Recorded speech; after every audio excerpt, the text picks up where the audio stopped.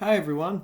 Our last topic of the semester is life after exoneration. In other words, how do wrongly convicted people adjust to life after they're released from prison and they're readjusting into society?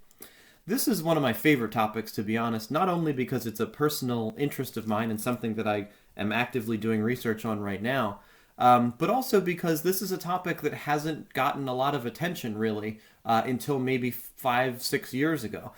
So there's still a lot of work to be done. There's still a lot of unanswered questions.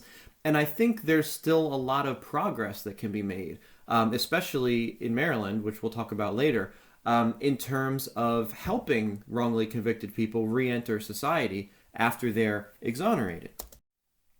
If we look at the data from the National Registry of Exonerations, there's a pretty clear trend in terms of exonerations over time.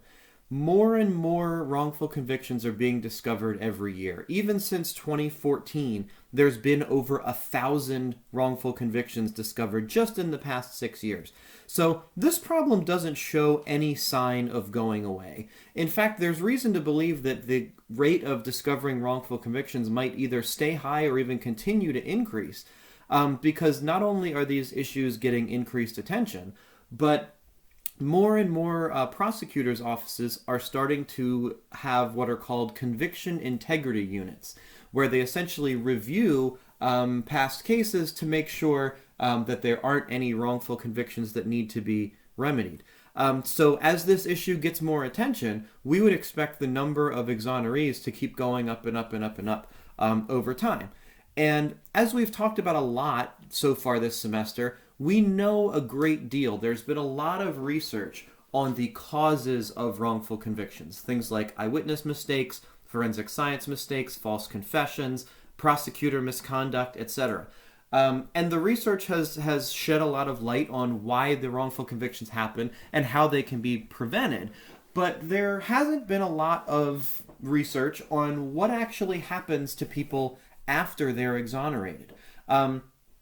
For the longest time, exoneration was kind of considered the end goal. That the goal is to get innocent people out of prison, and when we accomplish that, then we've done our job. But now I think the field as a whole is taking a longer term perspective and saying, well, it's not enough just to get the exoneree released. We need to help them get reacclimated and help them get back on their feet when they're re-entering society after being released from prison. So the research that we're going to talk about today focuses on the challenges that exonerees face after getting out of prison, and things that we might be able to do as a society to help them reintegrate more effectively and again kind of just get back on their feet. To that end, a lot of the readings that we focused on today have to do with exonerees talking about the many, many challenges that they face even after being exonerated. To me, the most striking difference here, the most striking challenge that they face, is a very paradoxical one.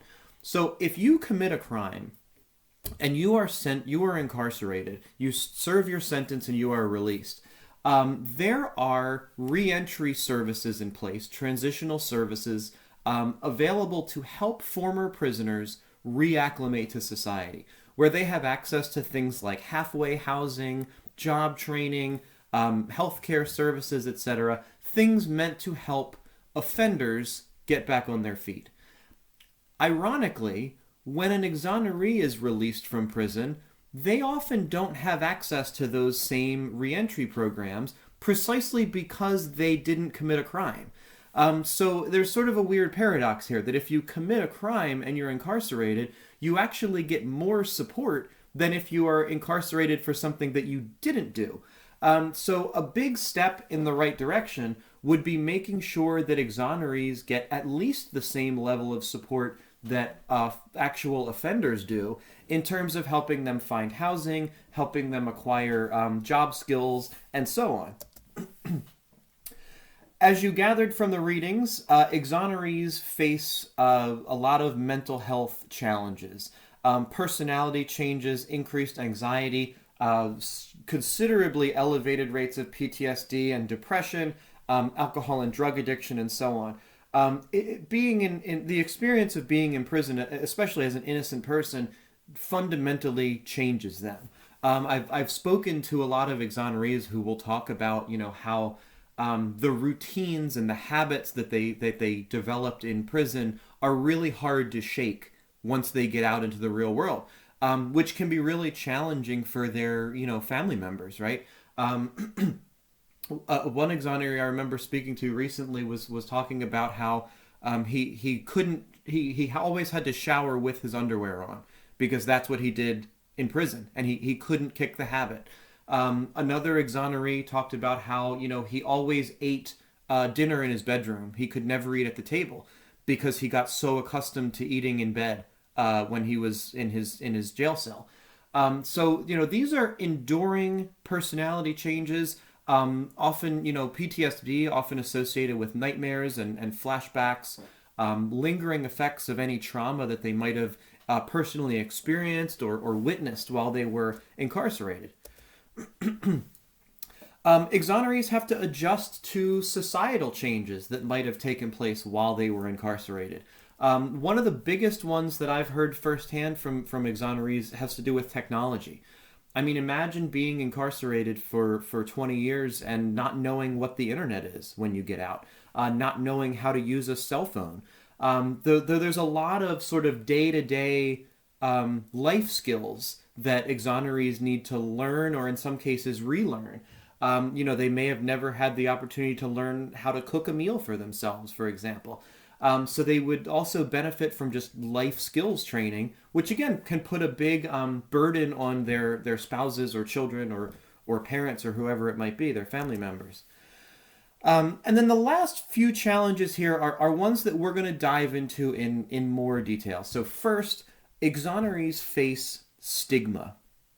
And we're going to talk a lot about what stigma actually means. But essentially, stigma is similar to stereotyping and prejudice, right? They're viewed unfavorably. It's unclear why exactly exonerees face stigma. There are a few potential reasons for this, which we'll get into later. But there's a pretty clear consensus in the research that the general public does not view exonerees in a generally favorable light, despite the fact that they are innocent. Exonerees also commonly report facing financial hardship when they're reentering society, which is compounded by the fact that they have difficulty finding employment.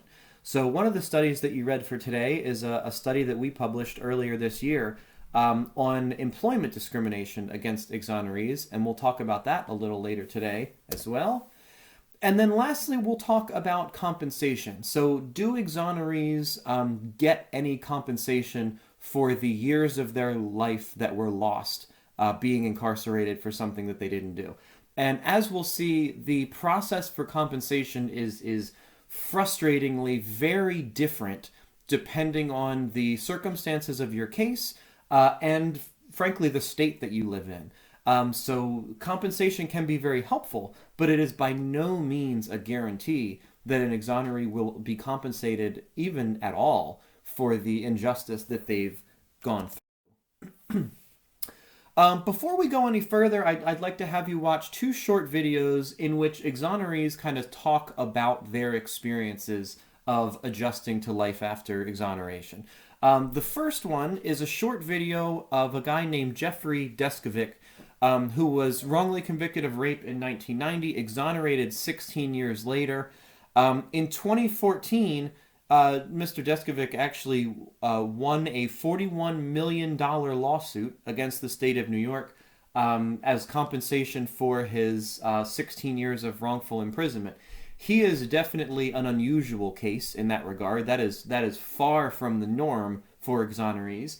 But when he was awarded that compensation, one of the things that Jeff Deskovic did is he founded a foundation called the Deskovic Foundation that he now uses to help fellow exonerees readjust to life after prison.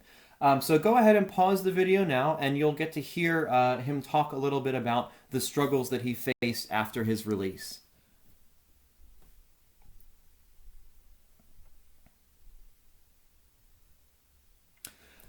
Okay, and one more video for you to watch. This one is actually a preview of a series that was done on, I think, one of the NPR affiliates, where they interviewed several exonerees about their experiences, and it's called the Exoneree Diaries.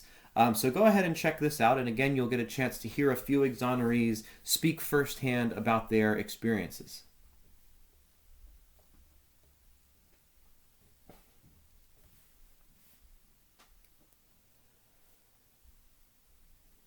Okay, welcome back.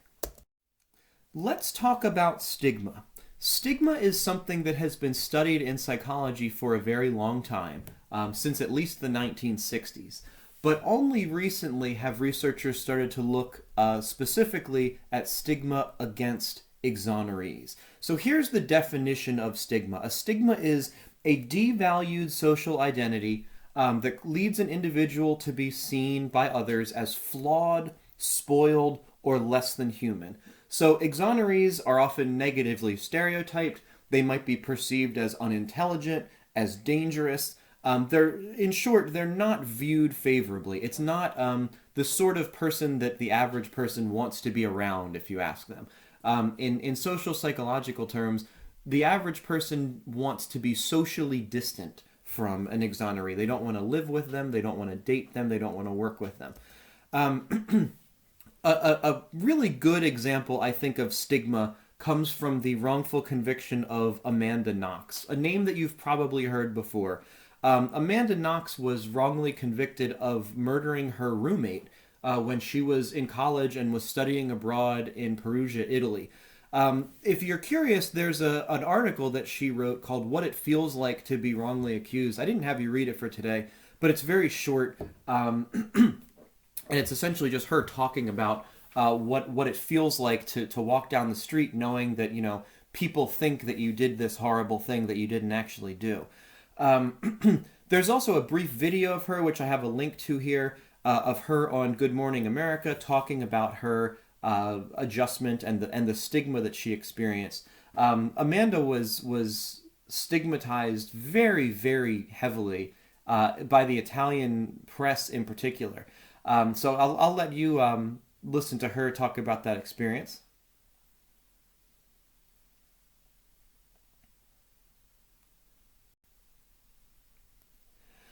Now, so far we've heard a few anecdotes from different exonerees talking about their experiences being a target of stigma. But one of the studies that you read for today looked at stigma in a more systematic way. This was actually one of the first, if not the first, study that specifically looked at how the general public perceives exonerees. So in this particular study, what they did is they had people rate exonerees, people in general, so people with no criminal history, and people who were offenders, who actually committed crimes. And the participants rated these three groups of people along a whole bunch of different personality traits. And there were some clear evidence that exonerees and offenders were both stigmatized, and both stigmatized in a similar way. So, for example, both exonerees and offenders were seen as less friendly, less respected, and less warm than the average person. So regardless of whether you were exonerated or actually committed a crime, you are being viewed negatively by the general public. Now, as I mentioned before, it's not entirely clear yet why that happens, but there's two possible explanations. One possible explanation is that that the general public doesn't embrace the fact that this person is innocent. If they still doubt that this person is actually innocent, the exoneree is actually innocent, then it kind of makes sense that they would perceive the exoneree similarly to the actual offender. The other possibility is that they understand that the person is innocent, but they think that that person has been somehow corrupted merely by having been in prison. So something that we know about stigma is that stigma tends to be contagious. So certain groups of people are stigmatized. Disabled individuals, obese individuals, for example, LGBT individuals are targets of stigma. But what often happens is that people who associate with those stigmatized people come to be stigmatized themselves. So there's some research showing, for example, that people who choose to date a disabled person, those people are also come to be stigmatized. The roommates, if you have a gay roommate, for example, you may come to be stigmatized by virtue of the fact that you share a room with a gay individual. So the fact that this stigma is sometimes contagious might be applicable in this situation too. In other words, even though exonerees are innocent, people know that they've spent a lot of time surrounded by and living with actual criminals. So the stigma that's applied to the actual criminal may be contagious and spread to the exoneree as well. In a follow-up study, which I didn't have you read, oh no, you did read this study. I apologize. You read the second one, but not the first one. In a follow-up study, which you did read, these same authors wanted to see if perceptions of exonerees differ as a function of the reason why that person was wrongly convicted in the first place. And what they found was that people who falsely confessed to the crime tended to be perceived less favorably. They were seen as less warm and less competent compared to other exonerees. So even among exonerees, they were perceived even more unfavorably, suggesting a particular disadvantage for people who falsely confessed to a crime. We'll come back to that issue in a little while when we talk about how false confession might impede a person's ability to get compensation for their wrongful conviction.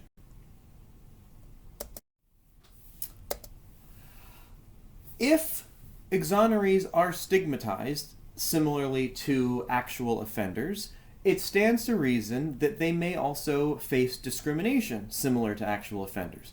This table here summarizes, I think, 11 separate field experiments on hiring discrimination against actual offenders. So in these 11 studies, which used different methodologies, different crimes, different locations, what they all have in common is each of these studies found that people who have committed a crime in the past face discrimination on the job market. They are less likely to get invited for an interview or a job offer when they apply for a job.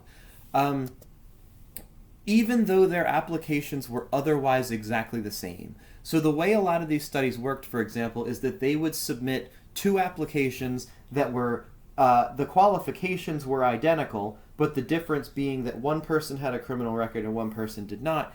And overwhelmingly, the person with the criminal record was less likely to get a favorable response from the employer. So knowing about studies like this, knowing that criminals and ex-offenders face hiring discrimination, we wanted to see if exonerees also face hiring discrimination, despite the fact that they didn't actually commit any crime.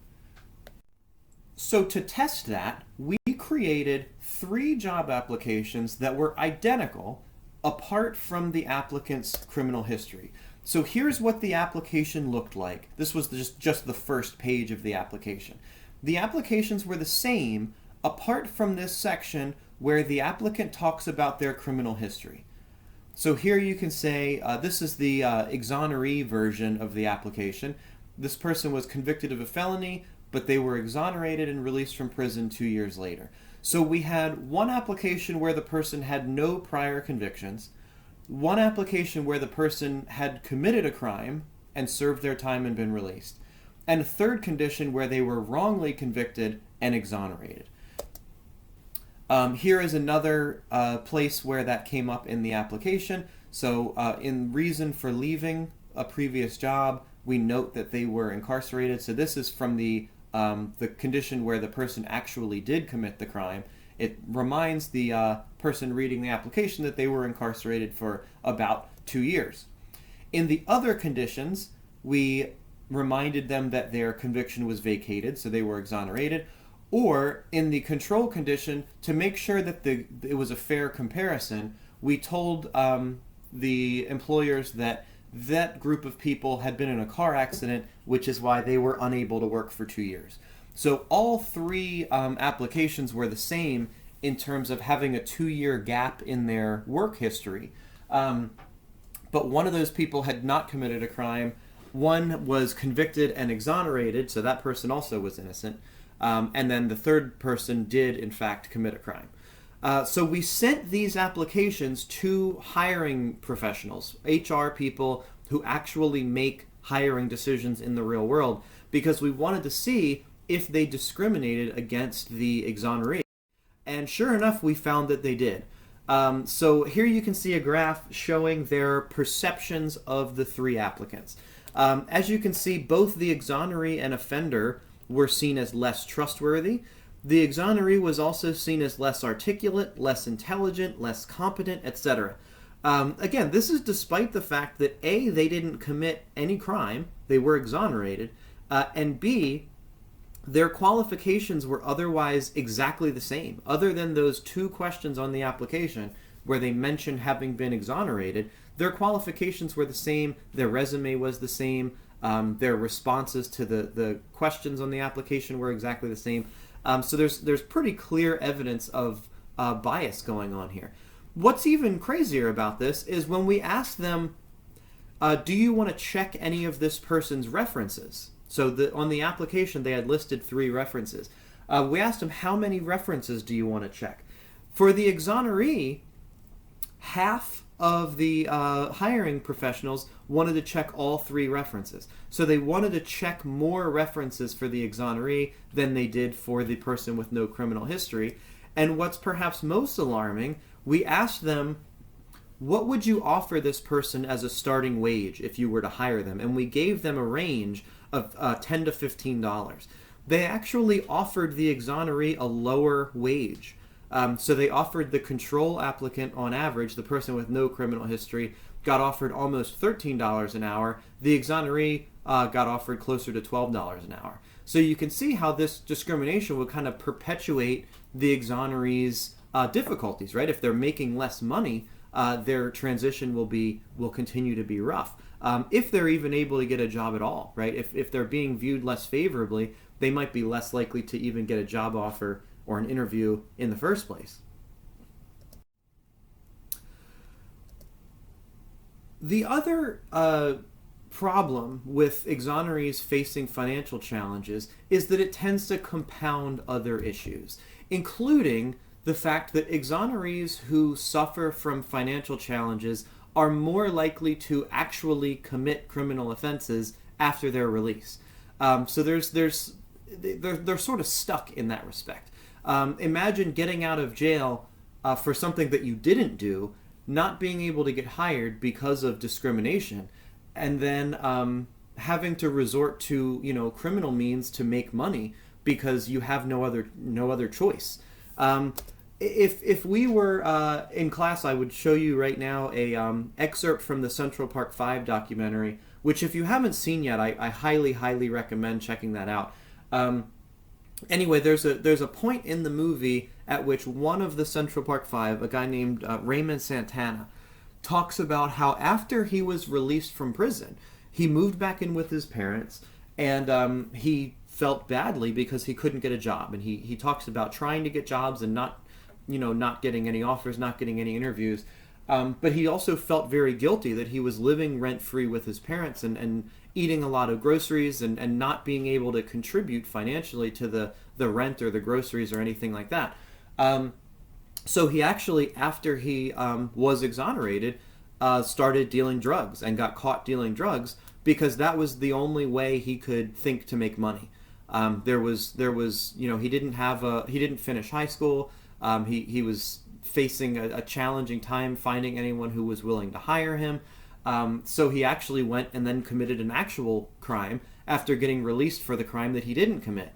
And what's even more frustrating about this is when he was busted for dealing drugs, his original conviction hadn't been expunged yet. So he still had his prior wrongful conviction on his criminal record. So he actually got a harsher punishment because he was considered someone who had committed multiple crimes, when in actuality he had only committed one crime. So again, you can kind of see how these problems can kind of snowball one to the next to the next. Now, if we want to prevent hiring discrimination against exonerees and against offenders, the obvious solution is to just not tell employers what their criminal history is. And there are a lot of places that do this now. There's over 150 cities or counties across the United States have adopted a policy called Ban the Box. And ban the box basically just means that employers aren't allowed to ask applicants about their criminal history, at least until much later in the hiring process, so that they're not aware of it, they can't discriminate because of it. In theory, this seems like a great idea and a very easy solution. The problem is there's some research showing that this might actually backfire. So there's been studies done in places that banned the box where they compared the behavior of employers from before to after the policy went into effect. And what a couple of those studies have found is that implementing this ban the box policy did in fact eliminate discrimination on the basis of criminal history, but it actually increased racial discrimination. So the explanation for that is that without knowledge about the applicant's criminal history, employers may be more likely to draw on a false stereotype that associates people of color with criminality, and therefore be less likely to extend interview offers and job offers to people of color. So while ban the box seems like a great idea in theory, there is some evidence that suggests we need to be cautious about it, that we may just be, this policy may just be replacing one form of prejudice with another. He's the fourth guy from the left here with the scarf. So the Central Park Five have now been out for quite some time, and they've all had very different responses to their wrongful conviction. Some are very very public, activists and vocal about helping with criminal justice reform. Others have kind of just wanted to put it behind them and stay out of the public eye and do their own thing. But in 2014, they settled a long-standing lawsuit with New York City over their wrongful conviction. The five of them collectively received a $40 million settlement from New York for the 6 to 13 years that they each spent incarcerated for the crime, the very high-profile crime that they didn't commit. But again, these lawsuits are definitely not the norm. Jeff Deskovic won $41 million. Each of these guys won about $8 million. That is definitely not normal. In fact, compensation statutes, as we'll see in a second, vary tremendously between states. So if you are exonerated of a crime, you get out of jail for something that you didn't commit, you've lost God knows how many years of your life, and you want to seek compensation. You want to seek restitution for this miscarriage of justice that has taken away part of your life. You have two options, two avenues through which you can seek compensation. Option A, which we'll talk about first, is if your state has a law that guarantees compensation to wrongly convicted individuals. Option B, which we'll talk about next, is that you can file a lawsuit. You can sue the state or the city or the police department for the damages that you suffered as a result of being wrongly imprisoned. So first, let's talk about these compensation laws and how they vary between states. This map is just a little outdated. 15 of the 50 states, not 18, 15 of the 50 states do not have any sort of compensation law. So Idaho just passed one this year. Kansas now has one. I believe Indiana now has one. 15 of the states, however, do not guarantee a dime to exonerees upon their release. So that already is a problem, right? In New Mexico, for example, in Georgia, if you commit a crime and you are released from prison, they will hand you your stuff and say, good luck, see you later. and there isn't any sort of effort to compensate or ease that transition. But even in the states, the 35 states that do have a statute, there is tremendous variability between states. First, in terms of how much money you receive. Here's a fairly extreme example of that. In Texas, the Texas law says that for every year that you are wrongfully imprisoned, you will receive $80,000 of compensation. In Wisconsin, you will receive $5,000 per year. So in Texas, you will receive 16 times as much money for the same amount of time spent in prison. Texas also has no maximum on the amount. So if you're incarcerated in Texas for 10 years, you would come away with $800,000 to help you adjust to life after exoneration. In Wisconsin, there's a cap of $25,000. So even if you were incarcerated for 5 years, 6 years, 10 years, 40 years, the most you can recover is only $25,000. That's obviously very frustrating, right? To think that the wrongful conviction of a Texan is somehow worse than the wrongful conviction of someone in Wisconsin, right? How can a person's life be worth more or less money in one state versus another? What some states do to get around this is they will give the exoneree the median income for that state. So in Maryland, I think that's about $74,000, which is not what Maryland exonerees get. We'll talk about that in just a second. But in some states, they'll give the exoneree whatever the median income is to control for cost of living differences and that sort of thing. These statutes also vary in terms of how long exonerees have to file a claim. In some cases, if you don't apply for this money within a year of getting out, you become ineligible for it.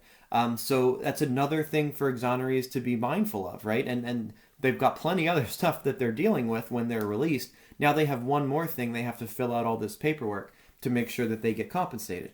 And then the third way in which these laws vary is another frustrating one.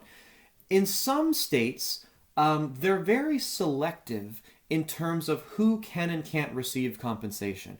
To be exact, some states have clauses in their law that says if you are wrongly convicted, but you falsely confessed to the crime, you cannot receive compensation. Because in the eyes of the court, they say that you are partly to blame for your own wrongful conviction. The same goes for anyone who pled guilty. If you pled guilty to a crime and you were later found to be innocent of that crime, in many places you cannot receive compensation even though it's guaranteed by law. So someone who's misidentified by an eyewitness might get compensation while a person who falsely confesses does not. An example of that, a particularly powerful example of that, is Tyler Edmonds. You might remember talking about Tyler Edmonds in the forensic science video as an example of confirmation bias. Tyler Edmonds is the 13-year-old boy who confessed to killing his sister's boyfriend, where the ballistics expert testified that the trigger was pulled by 2 fingers rather than 1. And he obviously gave a false confession to that crime and later sought compensation for the time that he spent incarcerated. And what the Mississippi government ruled was that Edmonds was not entitled to compensation precisely because his confession was false. The counter argument is, well, just because you falsely confessed doesn't mean you necessarily did so voluntarily. So this becomes a complex issue, right? Especially in cases where a person's false confession is not coerced, but is actually given of their own volition. How, if at all, do we compensate those folks? And again, that's another thing that varies dramatically between states. So you may be wondering, how, if at all, does Maryland compensate its exonerees? What I'm going to show you here is the current law for compensating Maryland exonerees. The Board of Public Works may grant an amount commensurate with the actual damages sustained by the individual, etc., etc., etc.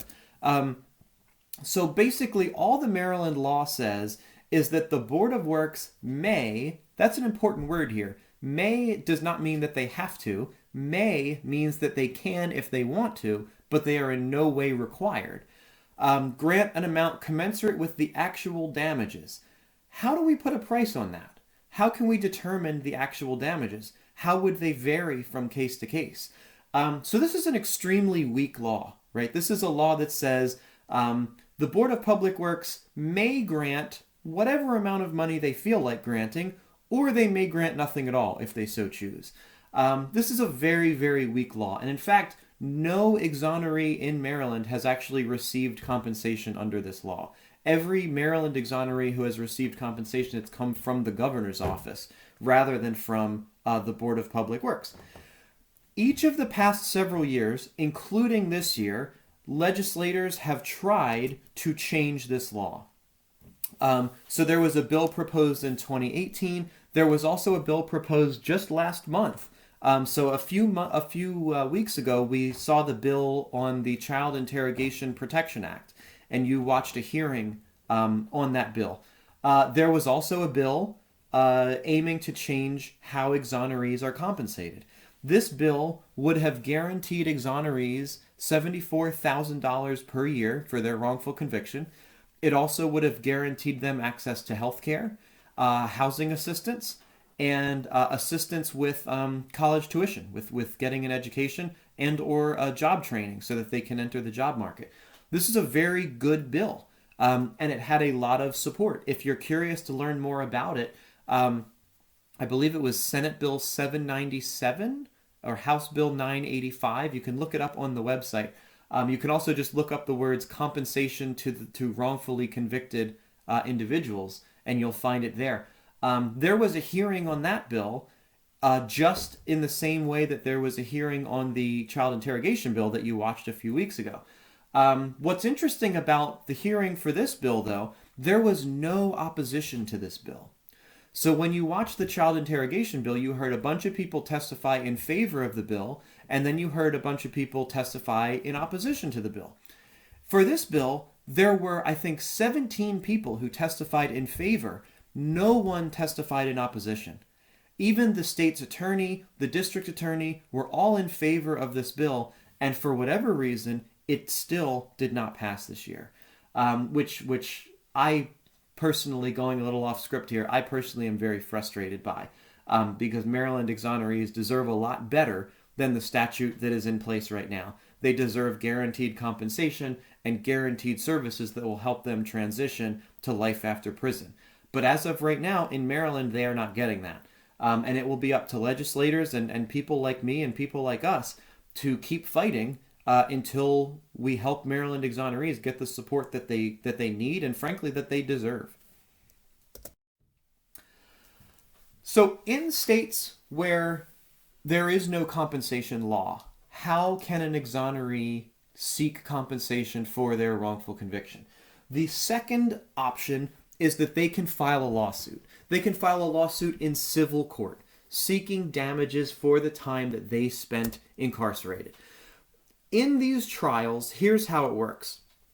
First, the jury in the civil trial has to determine whether the person who's the defendant or is so this would be either the state or the police department, whether they are liable for the wrongful conviction. Liable means that the person has to either been acting out of intent or out of negligence. That already is a pretty big hurdle, right? The exoneree and the exoneree's legal team have to go into court and somehow prove that the police department either knowingly wrongfully convicted this person intentionally, or that they were deliberately being negligent. That's a really hard thing to prove. And if the exoneree's attorneys can't prove that, then immediately the lawsuit will be thrown out. Even if they can prove liability, there's then a next step to the trial. The jury will have the option to award them money. And specifically, they can award them one or both of two different types of damages. One of which is called compensatory damages, the other of which is called punitive damages. Compensatory damages are meant to be restorative, meaning compensatory damages are meant to compensate the person who suffered the wrongful conviction, who would be the plaintiff in this case, meant to compensate them for their suffering and their losses.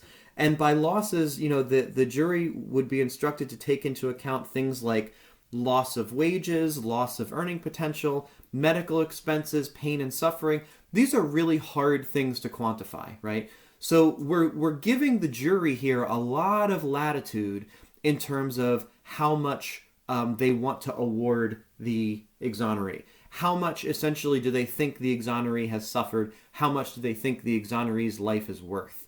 That's a really difficult task, right? And it's probably not surprising that different jurors and different juries have awarded wildly different amounts. Sometimes an exoneree might only get a couple $1,000s. Sometimes they get tens of millions of dollars because it's just all left up to the jury's whims. The jury can also choose to award punitive damages if they so choose. Punitive damages are meant not to compensate the plaintiff, not to compensate the exoneree, but rather to punish the defendant. So in this case, to punish the police department or punish the state or punish the attorney's office. The thought here is that it essentially works like a fine, right? They're punishing them in the hopes that it will deter them from engaging in negligence or misconduct in the future. And again, this is entirely up to the jury to make this decision. A, if they're even going to award punitive damages at all, and B, if they do, what amount are they going to award? And the amount that they would award would depend on how reprehensible they think the defendant's conduct was. So, how egregious was the misconduct in this case, and how much of a fine would be necessary to actually be an effective deterrent. If is a fine of $5,000 really going to be a deterrent for a police department? I don't know. It depends. So there's a lot of leeway, a lot of subjectivity, and a lot of hurdles that need to be crossed here in order for an exoneree to get a fair amount of compensation through a civil lawsuit. And there's no guarantee that they're going to get anything, and all the while they'll be paying legal fees to the attorneys who are representing them in this civil lawsuit. So this is not a particularly appealing option. It can pay off handsomely, as you saw in the Deskovic case, for example. But in other cases, exonerees might sue and get absolutely nothing and actually come out in debt because they have to pay their attorneys. Given what I said a few minutes ago about how juries have a lot of leeway in terms of how much compensation they want to give exonerees, we tested a few years ago. This paper was just published, I think, last year. We wanted to see if juries are biased against exonerees who gave a false confession. In other words, if an exoneree sues for compensation and the jury is told that that exoneree was wrongly convicted because of a false confession that they gave, do they therefore give the exoneree less money because of that false confession? What we found was really striking. So we asked people to read about a case where a person was wrongfully convicted either because they were misidentified by an eyewitness or because they gave a false confession. And among other things, we asked them to rate how responsible do you think the police are for this mistake, this wrongful conviction, and how responsible do you think the exoneree was for their own wrongful conviction? What we found was pretty striking. People blamed the false confessor for his own wrongful conviction. Their attitude basically was, well, you falsely confessed, therefore it's your fault that you were wrongfully convicted. What was interesting about this is we found that to be true even when the interrogation was highly coercive. So even if we told the jury things like, the interrogator threatened the person with a gun and did all these outlandish things during the interrogation, they still blamed the person for falsely confessing. So, thinking way back to earlier in the semester, this is just further proof that confessions are really, really powerful evidence. Even if it was very, very obviously coerced, people still tended to blame the exoneree for getting themselves into this situation. The reason that was problematic in this study is because when they blamed the false confessor, they also gave them less money. So what happens here is sort of a chain reaction. They learn about the false confession. Even if it was taken under very coercive circumstances, they blame the exoneree and they say it's your own fault that you were wrongly convicted. And then consequently, when they're asked, do you think this person deserves compensation, they give them considerably less money because they blame them for their own circumstances. Why might this happen? There's two reasons why people might blame the exonerees in this case, and why people might hold negative views of exonerees in general. The first reason is a psychological phenomenon called the belief in a just world. And research dating back to the 1970s and early 1980s suggests that this is something that most people hold. This is a belief that most people hold. The belief that the world is a fair place. And in fact, some researchers have even argued that this is something that we sort of need to believe in order to keep our sanity, right? We have to see the world as a fair and orderly place. So there's a belief, a sort of inherent belief among people that good things happen to good people, bad things happen to bad people, right? We talked about this a little bit back in the context of the phenomenology of innocence and why people waive their Miranda rights. But this belief in a just world could also impact people's views of exonerees, right? When they learn about a wrongful conviction, that is a piece of information suggesting that the world is not a fair place. So people have to somehow come to terms with that. And sometimes how they come to terms with that is by blaming the victim. This happens not just with exonerees, but also with rape victims and victims of other crimes, right? When people see evidence of injustice, they blame the victim in a sense to make themselves feel better, to preserve their belief, to maintain their belief that the world is a fair place. Yes, something horrible happened to this person, but they must have somehow deserved it. Or this may also explain why a person might doubt an exoneree's innocence. Right? Well, they can't possibly be completely innocent, because if they were completely innocent, they wouldn't have gone to jail because the world is a fair place. Unfortunately, that's not true, but that is how people often think about these cases. The second reason relates back to stigma. So remember that stigma means that you're a member of a devalued social group, of which evidence suggests that exonerees are one. There has been research on how stigma affects people's willingness to help others. Will you help people who are stigmatized?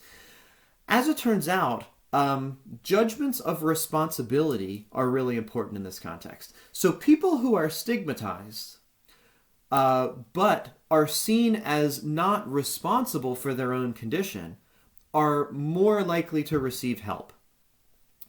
Whereas if I see a stigmatized person and I believe that that person is responsible for their own stigmatized condition, I'm less willing to help that person. One example of that from research, for example, they asked people if they would be willing to donate to a charity for an AIDS patient. And some people were told that the person contracted AIDS by having unprotected sex. Other people were told that the person contracted AIDS because they needed a blood transfusion, and the hospital botched the blood transfusion. So in one case, arguably, they were to some degree responsible for contracting AIDS, and in the other case, they were not. And as the authors predicted, people were more likely to help the AIDS patient when he was infected as a result of a blood transfusion versus infected as a result of unprotected sex. So in other words, when we blame people for their own misfortune, we become less likely to help them get out of that misfortune. And you can see how that would have pretty serious consequences for people's willingness to help exonerees, especially exonerees who falsely confessed to a crime that they didn't commit. That brings us to our very last slide of the semester. I wanted to do my best to end this class on an optimistic note because we've talked so much about the problems in the justice system and the biases that cause miscarriages of justice and the work that still needs to be done and the policies that still need to be changed, and the greed and the corruption and the ignorance that pervades the system all too often. But I want to emphasize that there are efforts underway to make things better, and we're all kind of working toward the same goals here. So there are reform efforts underway. There are people fighting for legislation. There are innocence projects working to get innocent people out of jail. And with respect to life after exoneration, there are organizations popping up to help wrongly convicted individuals get back on their feet and re-enter and thrive in society after their release from prison. We talked a little earlier about the Deskovic Foundation. I'd encourage you to look that up if it sounds interesting to you. The last thing I'm going to do is I'm going to ask you to watch a video here on another group of exonerees who have come together to fight for and work for other people who are in their position. So their organization is called Life After Justice. Go ahead and pause real quick and learn a little bit about their efforts.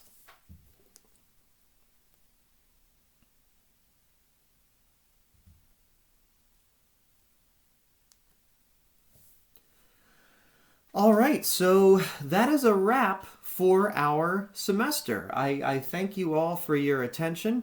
I thank you all for your patience with this sudden move to online lectures. This is the first time and quite possibly the last time I will ever do something like this in one of my classes. So I hope it wasn't too difficult or too inconvenient. And I hope that this class, gave you the opportunity to value different perspectives and to understand, how research can be used to produce really meaningful societal change and solve some of these problems some of these many problems that we've talked about throughout the semester. I'd encourage you to keep paying attention to these issues, keep paying attention to the laws and the news stories and the exonerations. I mean, this isn't going away anytime soon. Feel free to keep in touch, of course, as always.